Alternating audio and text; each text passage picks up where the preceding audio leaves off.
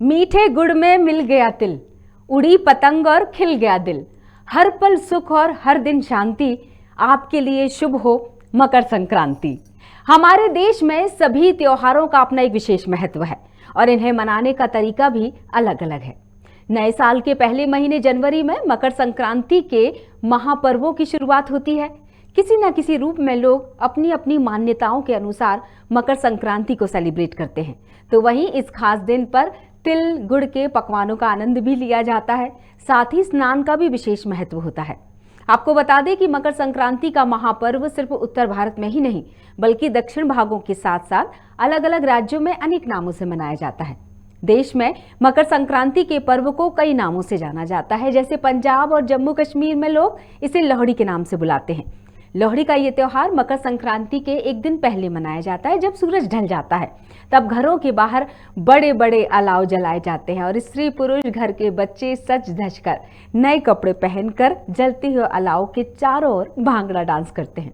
मकर संक्रांति को कई और नामों से भी जाना जाता है। जैसे पंजाब में माघी, हिमाचल प्रदेश में माघी साजी, जम्मू में माघी संग्रांद और हरियाणा में सकरत, मध्य भारत में सुकरत, तमिलनाडु में पोंगल और गुजरात के साथ उत्तर प्रदेश में उत्तरायण, ओडिशा में मकर संक्रांति, असम में माघ बिहू अन्य नामों से संक्रांति को मनाया जाता है। तो ये संक्रांति का पर्व और इस पर्व पर ढेर सारे गीत भी तैयार किए गए हैं, लेकिन इसके लिए हमें बुलाना होगा किसी अतिथि को और हमारे साथ बहुत हर्ष का विषय है। आज हमारे साथ स्टूडियो में मौजूद है ऐसी ही लोक गायिका रेखा वर्मा उनका नाम है। तो चलिए स्वागत करते हैं। रेखा जी, बहुत बहुत स्वागत है आपका हमारे इस बहुत स्वागत है आप सबका इस विशेष पर्व में। बहुत बहुत बधाइयाँ आपको, मकर संक्रांति की बहुत बहुत शुभकामनाएं, बहुत बहुत बधाइयाँ। बहुत बहुत थैंक यू, आपको बहुत सारा धन्यवाद। आपको भी ढेर सारी शुभकामनाएं खबर भारत की टीम की तरफ से, खबर भारत के दर्शकों की तरफ से। रेखा जी, आपका संबंध राजस्थान से है। हाँ जी। फिर आपका भोपाल सफर हो गया जी, मतलब यहाँ आना आपका हो गया जी। तो किस तरह से राजस्थान में इस पर्व को मनाते हैं? राजस्थान में लड्डू बनते हैं, खूब मौज मस्ती होती है, पतंग उड़ाई जाती है और बहुत धूमधाम से त्यौहार मनाया जाता है। इस दिन खिचड़ी का भी बहुत महत्व है। खिचड़ी बनाई जाती है और खिचड़ी सब लोग बहुत मिलजुल के खाते हैं और इसका और मीठे मीठे लड्डू खाते हैं, तिल्ली के लड्डू बनते हैं, उसको खाते हैं, जिससे कि सब में प्यार और सौहार्द बढ़ता है, जिससे कि मतलब सब मिलते जुलते हैं, एक दूसरे घर आते जाते हैं, मिलते हैं, तो खूब मजा आता है। उससे पतंग उड़ाते हैं अपनी छतों पे तो बहुत और ज्यादा मजा आता है। बिल्कुल, तिल का बहुत महत्व है रेखा हाँ जी। मुझे अच्छी तरह याद है जब हम छोटे थे तो माँ कहा करती थी कि तिल के लड्डू खाना शुभ होता है, तो तिल के लड्डू को खाना और खिलाना भी शुभ माना जाता है। जी। तो कुछ तिल का महत्व कैसे है इस पर्व पर? तिल का महत्व ऐसे है कि तिल बहुत शरीर के लिए बहुत लाभदायक है। उसमें तेल भी होता है और वो मतलब एक तरह से जड़ी बूटी का काम भी करती है, मतलब एक तरह से। अभी जैसे कोरोना काल चल रहा है, आप सबको पता ही है। हाँ। तो उस समय पे ऐसे इस टाइप के लड्डू खाते हैं, या मूंगफली की पट्टी है, मूंगफली के लड्डू खाते हैं। हाँ। या मूंगफली कोई बर्फी खाते हैं। हाँ। तो ये हमारे शरीर के लिए भी बहुत फायदेमंद होती है कि मतलब ऐसी चीजें खाएं तो बहुत अच्छा रहता है, मतलब सभी लोग खाते हैं। तो बिल्कुल, हम सबको पता है कि तिल काला और सफेद दोनों तरह का तिल होता है। जी। और एक छोटी सी जानकारी दर्शकों के साथ साझा करते हैं हम रेखा जी, पहले फिर बातचीत करेंगे आपके साथ कि तिल का पौधा होता है दरअसल और उस पौधे के बीज होते हैं। मुझे अच्छी तरह याद है कि दक्षिण अफ्रीका में इसकी शुरुआत की गई थी, मतलब खोज जो थी तिल की वो तब वहां के लोगों ने की थी। वहां से निकलकर फिर तकरीबन 5000 साल पहले भारत में इसका आगमन हुआ था और फिर तिल और इसका तेल और इसके जो मिठाइयां बनने लगी, मतलब तमाम तरह से इसने अपने अवतार के साथ भारत में एक पहचान बनाई। जी। तो ये तो एक जीके वाला वो हो गया कि हमने एक जनरल नॉलेज भी दे दी। जी। हम बातचीत का सिलसिला जारी रखेंगे और बहुत सारी चीजें भी आपसे जानेंगे, लेकिन चूंकि हमने दर्शकों को बताया आप लोक गायिका हैं तो एक खूबसूरत सा गीत तो बनता है शुरुआत में। हाँ जी प्रिया जी, आप बहुत सही कह रहे हैं। तो एक छोटा सा मैं आपको राजस्थानी गीत सुनाना चाहती हूँ। जरूर। जो मतलब ये मतलब सब 4 मास लग गए हैं। हाँ। तो 4 मास लगने के बाद मतलब कैसे खुशियां मना दे, या कैसे लोग मिलते, जैसे देवरानी, मेरे गाने का बोल ये है कि मेरे देवरानी जेठानी रूठ गई है। अच्छा। तो सासू जी उसको मना रही है। तो थोड़ा सा नोक झोंक चलता है परिवार में, थोड़ा सा नोक झोंक चलती है। तो उसमें सुनाती हूँ मैं आपको। ठीक है। मारी देरानी जेठाण्या रूस गिरे मारी देरानी जेठाण्या रूस गिरे मारा सासूजी मनावाने जाए बन्नी सा मोरियो रे जद चौमासो लाग्यो रे जद सियाड़ो लाग्यो रे जद चौमासो लाग्यो रे जद सियाड़ो लाग्यो रे मारी देरानी जेठाण्या रूस गिरे मारी देरानी जेठाण्या रूस गिरे मारा सासूजी मनावाने जाए बन्नी सा मोरियो रे जद चौमासो लाग्यो रे जद सियाड़ो लाग्यो रे। सियाड़े मतलब ठंड को ही कहा जाता है कि वो मौसम लग गया है, तो उस हिसाब से गा रहे हैं और मतलब आपस में नोक झोंके सास बहू की। हाँ। और मतलब बहुत अच्छा माहौल रहता है इसमें। बहुत ही खूबसूरत गीत था। मतलब भाषाओं, अनेक अनेक भाषाओं वाला हमारा देश है, अलग अलग संस्कृति वाला हमारा देश है, तभी तो कहा जाता है अनेकता में एकता वाला हमारा देश है। पर्व कोई भी हो, देखा जाए तो लोहड़ी का ये पर्व पंजाब में ज्यादा मनाया जाता है, लेकिन आप भी शायद सहमत होंगी इस बात से कि इस त्योहार को पूरे देश में धूमधाम से मनाया जाता है। जी, हर पूरे देश में। बिल्कुल सही है। तो इसमें स्नान का भी बड़ा महत्व है। मैंने सुना है कि मतलब ज्योतिष भी मानते हैं, और अगर हम अंक शास्त्री की बात करें वो भी इस तिथि को जो हम बोलते हैं वो बहुत मानते हैं। तो स्नान का महत्व, और शायद अल सुबह उठकर स्नान का महत्व है। हाँ जी। इसमें स्नान का बहुत महत्व है कि सुबह लोग 3 बजे 4 बजे उठ के नहाते हैं। गंगा स्नान का बहुत महत्व है, जिससे कि सुबह जल्दी उठ के सब नहाते हैं और पूजा, मतलब सूर्य को अर्घ देते हैं। और वैसे क्या होता है, जब मकर संक्रांति ऐसे होता है कि धनु राशि से मकर राशि में सूर्य प्रवेश करता है, तो मकर संक्रांति मनाई जाती है। तो ये, और इससे में सूर्य का उत्तरायण हो जाता है। हाँ, तो उससे क्या होता है, उत्तरायण हो जाता है, तो और वो उसके बाद वजह से मतलब सभी इसी के महत्व को देखते हुए नहाते हैं। हाँ। मतलब इसका बहुत महत्व है।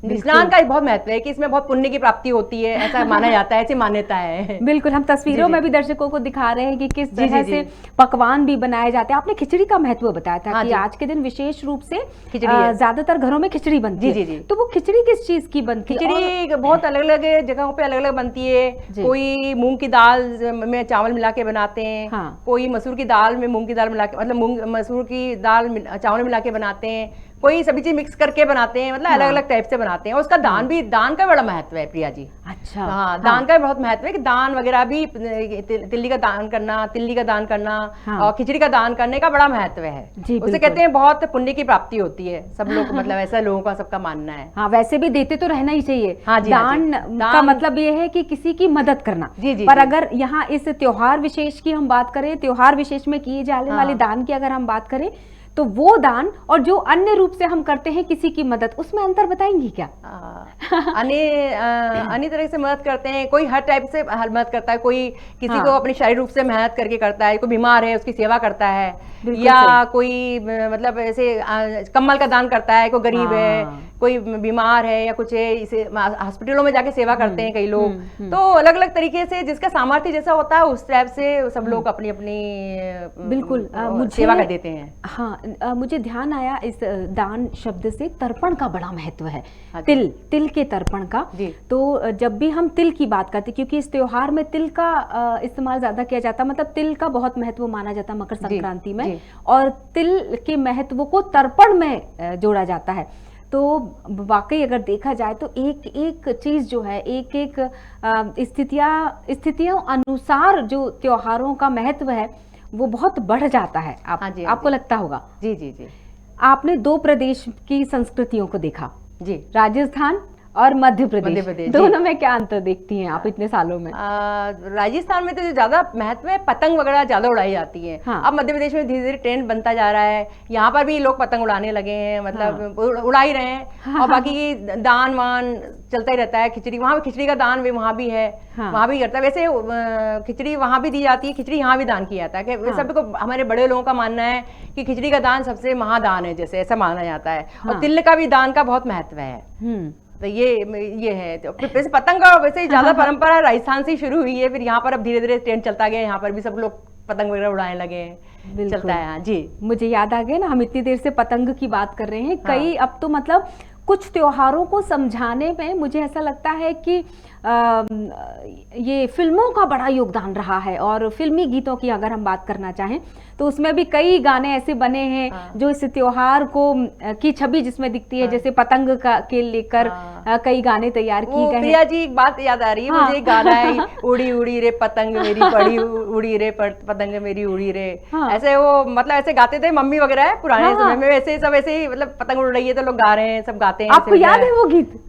ज्यादा तो नहीं है, तो बस थोड़ा सा याद है मुझे। चलेगा अगर एक लाइन दो लाइन भी गुनगुना दे। उड़ी उड़ी रे मेरी पतंग उड़ी रे, देखो देखो कैसी उड़ी रे, कैसी लहराइए कैसी बल खाइए, उड़ी रे मेरी पतंग उड़ी रे। बस ऐसे ही। जी। नहीं, बिल्कुल बहुत ही खूबसूरत गीत था और एक एक शब्दों का बड़ा महत्व है। हम देख रहे हैं किस तरह से पतंग जो है वो एक मतलब सामंजस्य वाली बात है। आप किस तरह से बैलेंसिंग करते हैं अपनी लाइफ को, जिंदगी से भी जोड़ते हैं। हमें त्योहार जिंदगी के सबक देकर जाते हैं कि मतलब डोर के बिना पतंग अधूरी है। और जहां आपने ढील दी और अगर पतंग कट गई तो आप मान के चलिए कि आपका नियंत्रण जहां आपने खोया। जी देखिए ना, जैसे पतंग उड़ती है और जैसे वो डोर जाती है, लंबी जाती है डोर, तो भाई किसी हमारे जीवन में महत्व है कि किसी को कभी इतना भी ना खींचे, मतलब उसको मतलब कंट्रोल में रखे, मतलब इतना भी ना खींचे कि कोई एकदम परेशानी हो जाए कि बिल्कुल खींच के रख दी उसकी डोर। तो ऐसा ना करे। रिश्तों से जुड़ी, रिश्तों से जुड़ी पतंग है। जी जी जी जी, वो लहर गाती है, बल खाती है। जीवन भी ऐसे ही है प्रिया जी, जानते ही हैं आप। बिल्कुल। ये संस्कृति त्योहारों वाले जब हम देश की बात करते हैं, हमारे यहाँ पल पल पे पर्व है और उन पर्व का महत्व अपनों के साथ बढ़ जाता है। परिवार से ही पर्व का महत्व है, मुझे ऐसा लगता है। जी, राजस्थान की पृष्ठभूमि में आपने जन्म लिया, आप लोक गायिका हैं, कैसे जुड़ना हुआ आपका लोक गायन से? ये सवाल तो पहले तो ऐसा था, जैसे अपने कॉलोनी वगैरह में भजन वजन हुआ करते थे। कहीं ऐसे तो जाते थे सब, मम्मी वगैरह के साथ में जाते थे, बैठते थे, सुनते थे। फिर सब लोग थोड़ा सा अच्छा लगा कि भैया बहुत अच्छा लगता है भजन गाना, या गाना ऐसा अच्छा लगता है, तो धीरे धीरे जुड़ते गए तो फिर थोड़ा सा गाया वगैरह, तो लोगों को थोड़ा सा अच्छा लगने लगा। तो उन्होंने कहा कि कहीं आप ट्राई करिए, देखिए कहीं करिए। तो ऐसा धीरे धीरे पकड़ बनती गई, फिर गाना शुरू कर दिया, फिर धीरे धीरे प्रोफेशनल में आ गए। तो ऐसे ऐसे हम लोग ऐसे आगे बढ़ते गए।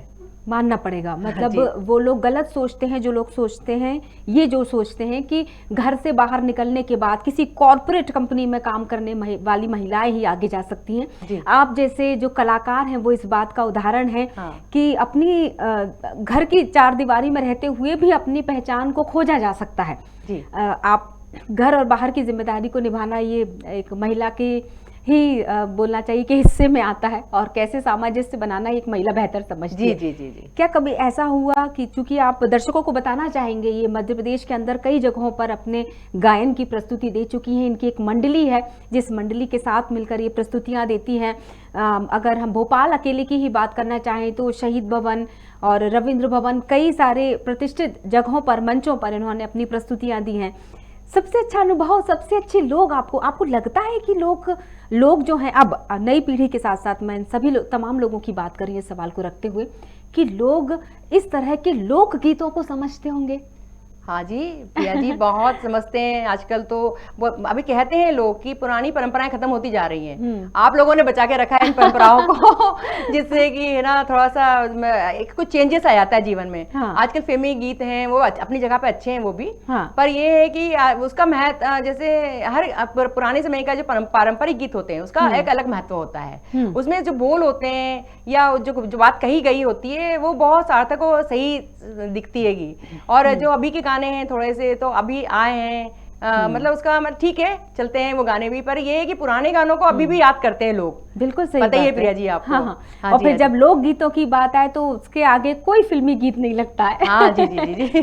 तो कोई खूबसूरत सा ऐसा गीत जो चाहे रिश्तों को बांधने वाले शब्दों से संजोया गया हो या किसी परंपरा से गुथा हुआ हो, कोई ऐसा गीत आपको याद आ रहा हो जो हमारे दर्शकों को समर्पित करते हुए आप सुनाना चाहें? हम सहेलियों में गाया करते थे ऐसे ही, थोड़ा सा ऐसे ही चलेगा चलेगा। पूनम की प्यारी प्यारी रात, मत जाना मत जाना मत जाना, मत जाना, ऐसे थोड़ा थोड़ा वाह, मुझे भी वो पल याद आ रहे हैं। मतलब मुझे लगता है कि जो नई पीढ़ी है, जी पुरानी पीढ़ी को ये कोशिश करते रहना चाहिए कि नई पीढ़ी को कम से कम इतना समय दिया जाए कि वो मोबाइल इंटरनेट से हटकर या बाहर घूमने से बेहतर है कि अपनों के साथ थोड़ा सा समय बिताएं, इन संस्कृतियों को समझने की कोशिश करें, परंपराओं को समझने की कोशिश करें, ताकि ये परंपराएं कहीं दब कर खत्म ना हो जाएं, बल्कि ये आगे बढ़ती जाए जैसे जैसे पीढ़ी आगे बढ़ती चली जाएगी। जी कुछ ऐसे अनुभव आपको याद आ रहे हों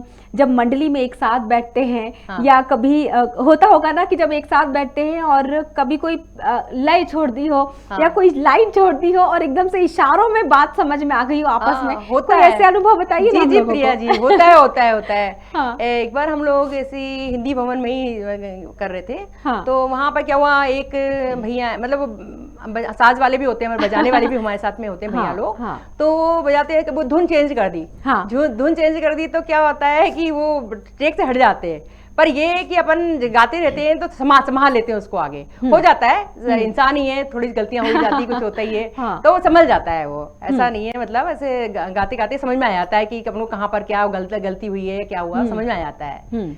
चलता है इस टाइप से बढ़ते रहते हैं। हाँ बिल्कुल, ये सामूहिक गान जो होते हैं, हाँ जी। मतलब मंडलियों के साथ जो गाए जाने वाले गाने हैं, उसमें एक सुर एक लय का होना कितना जरूरी होता है। ये एकता का जो एक, जब भी हम उदाहरण की बात करते हैं, ये जो लोक गायन है, सामूहिक गायन है, ये इस बात का उदाहरण पेश करते होंगे ना। हाँ, जी जी जी जी। सबसे पहला गायन आपने किस मंच पर दिया था और वो कैसा अनुभव रहा था आपका? सबसे पहला गायन मैंने हिंदी भवन में दिया था। हाँ, भोपाल में। हाँ, भोपाल में हिंदी भवन में। तो बहुत अच्छा रहा, सभी लोगों ने बहुत सराहा, बहुत मतलब अच्छा लगा। सब लोग जब सराहते हैं तो अपन कुछ भी काम करते हैं, कोई भी काम करते हैं, अगर वो सब सराहते हैं तो हमें भी बहुत अच्छा लगता है।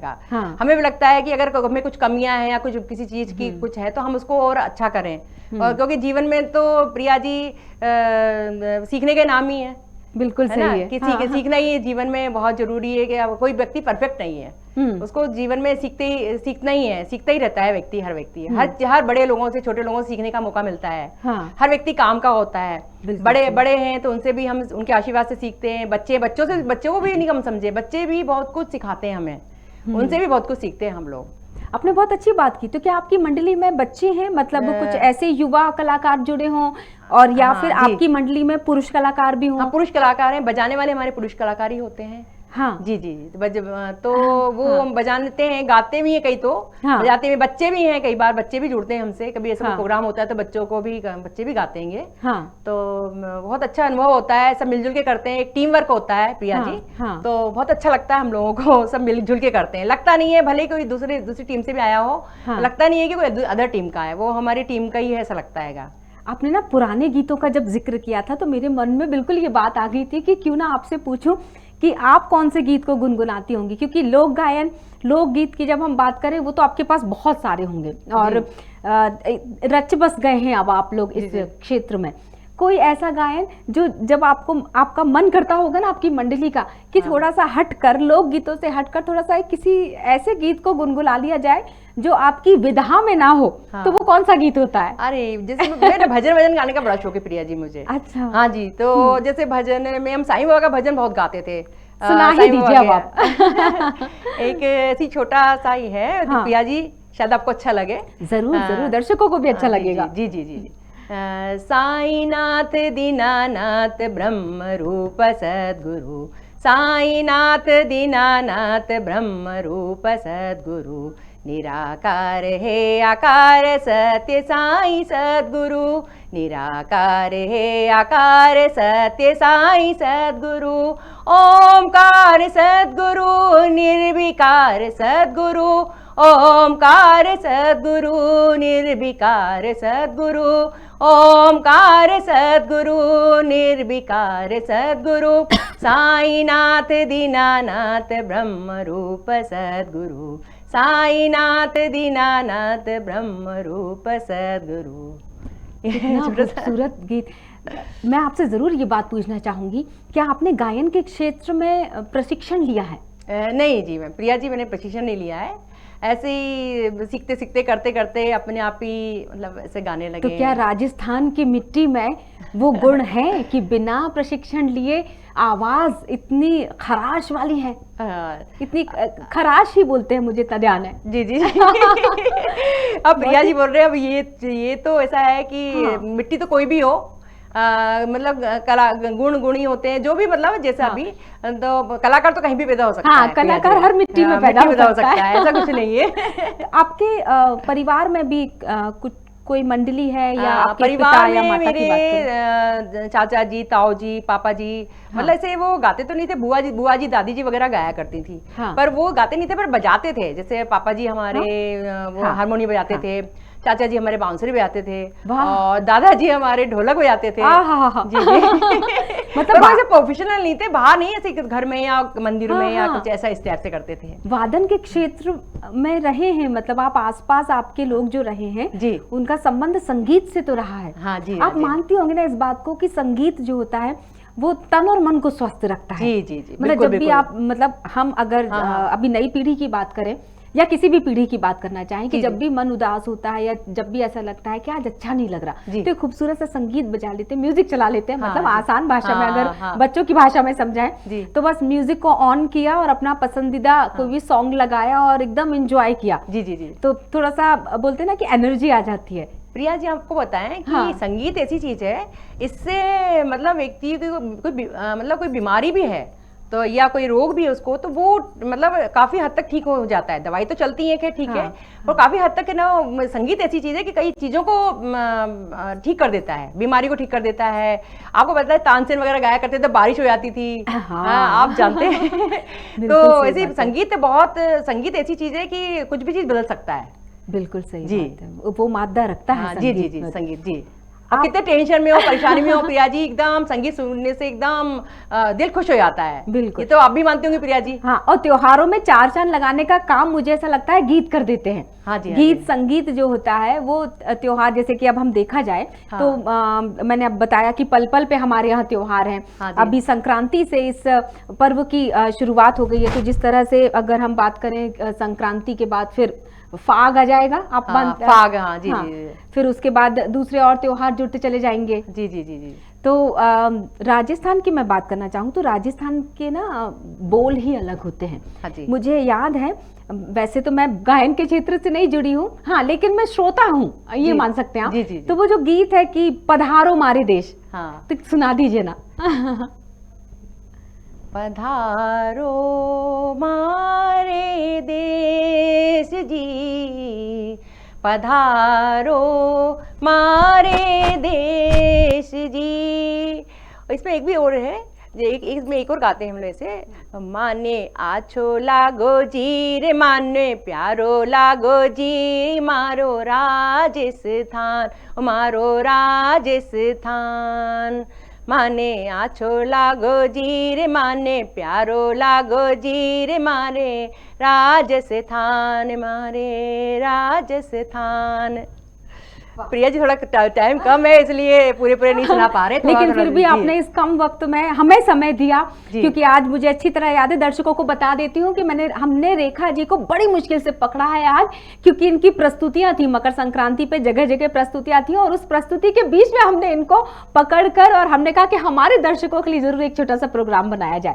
तो हम आपका यही धन्यवाद करना चाहेंगे। बहुत बहुत शुक्रिया रेखा जी, आप हमारे कार्यक्रम में आई, हमारे साथ जुड़ी हुई थी। दर्शकों को एक बार फिर से बता देते हैं, लोक गायिका हैं रेखा वर्मा जी, और रेखा वर्मा जी से हम तमाम बातें कर रहे थे। और इसी के साथ जाने से पहले खूबसूरत पंक्तियां आपको समर्पित करते हुए कि हवाएं हो गई हैं सर्द, आओ धूप में कुछ पल बिता ले, कहीं कुछ अपने मन की, रिश्तों पर जमी बर्फ पिघला ले, चटक से तोड़े मूंगफली, फैलाए छिलके, छत पर कुछ दाने खा ले, बातों के तिल का ताड़ नहीं, तिल में थोड़ा गुड़ मिला ले। इसी के साथ आप सभी को शुभ मकर संक्रांति। नमस्कार।